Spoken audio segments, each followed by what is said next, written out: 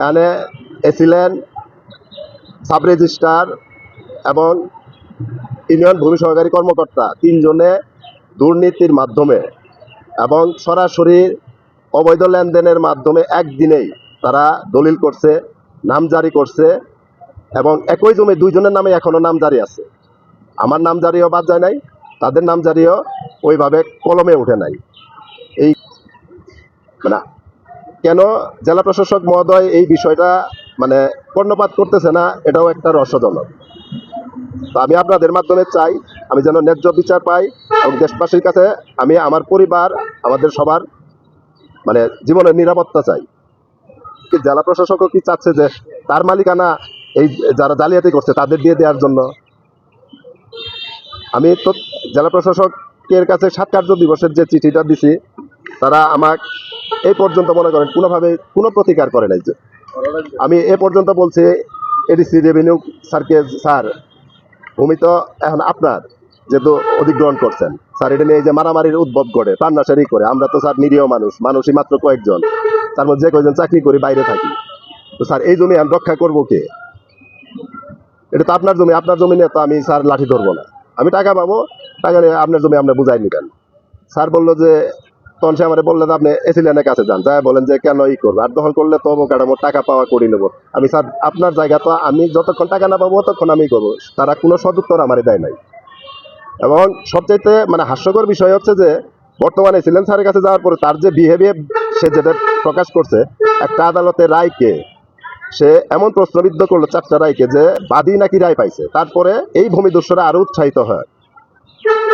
তার ওই কথার পরে উৎসাহিত হওয়ার পরে আমার প্রতিটা দোকান, প্রায় 23টা দোকান আছে, প্রত্যেকটা দোকানে পুরা সশস্ত্র অবস্থায় গেছে, যায় বলছে আগামী 7 দিনের মধ্যে ওদের থেকে সিকিউরিটির টাকা নিয়ে নিবি, 7 দিন পরে আমরা ঢুকবো।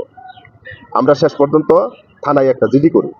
এই 318 নম্বর দাগ বালিজুরি মৌজার এটা খাস হওয়ার কারণে ভূমি বন্দোবস্ত মূলে 1186-তে আমার জ্যাঠা মোহাম্মদ ইসরাফিল শেখ এই জমির মালিক হয় কবিলিয়ত দলিলের মাধ্যমে।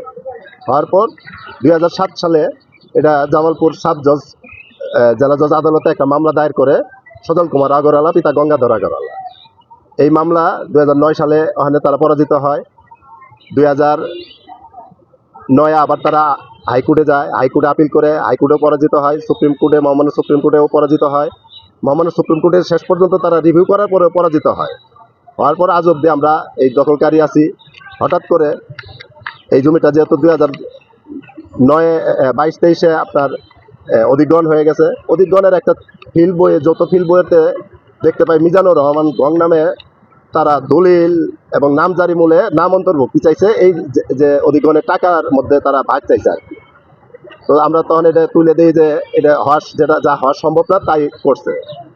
এখানে এছিলেন সাব রেজিস্ট্রার এবং ইউনিয়ন ভূমি সহকারী কর্মকর্তা তিনজনে দুর্নীতির মাধ্যমে এবং সরাসরি অবৈধ লেনদেনের মাধ্যমে একদিনেই তারা দলিল করছে, নাম জারি করছে এবং একই জমি দুইজনের নামে এখনো নাম জারি আছে। আমার নাম জারিও বাদ যায় নাই, তাদের নাম জারিও ওইভাবে কলমে উঠে নাই। এই বিষয়টা নিয়ে আমি যখন জেলা প্রশাসক মহোদয়, যেহেতু এটার মালিক ছিল জেলা প্রশাসক মহোদয়ের কাছে আমি একটা আবেদন দিই প্রতিকার চেয়ে 11/9/2025 তারিখে, কিন্তু আজ পর্যন্ত জেলা প্রশাসক মহোদয় কোনো প্রতিকার সে করে নাই এবং আমাদের ডাকেও নাই। এই বিষয়ে কোথাও যে তার করণীয় সে তাও করে নাই।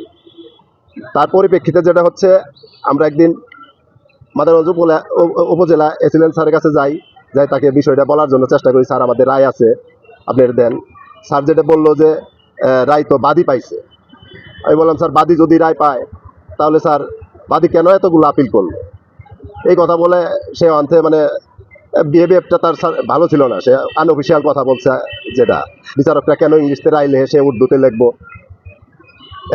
তারপর থেকে যেটা হচ্ছে, যারা ভূমিদস্যু এই যে আজম, পিতা লাল মাহমুদ স্বর্ণকার, মিজানুর, জিল্লুর রহমান জনি, হাজি মাসুদ নামে পরিচিত, তারা এয়ারপোর্ট থেকে এসে আমার ভাড়াটিয়াদের উপর হুমকি দিচ্ছে, আমাদের হুমকি দিচ্ছে। প্রতিদিন তারা সশস্ত্র অবস্থায় মহড়া দিচ্ছে এবং প্রত্যেকটা দোকানে তারা 7 দিনের সময় দিয়ে গেছে। আমাদেরকেও তারা একদম এই দুনিয়া থাকতে দিবে না, হত্যার হুমকি তো আছেই। যে কারণে আমরা নিরাপত্তাহীনতায় ভুগছি। আমরা এই যে যারা জাল জালিয়াতির সাথে জড়িত এবং দাতা গ্রহীতা তাদের সহ আইনের আওতায় আনার জন্য এবং আমাদের জীবনে নিরাপত্তা দেওয়ার জন্য আপনাদের মাধ্যমে দেশবাসীর কাছে আবেদন রাখছি। আসসালামু আলাইকুম।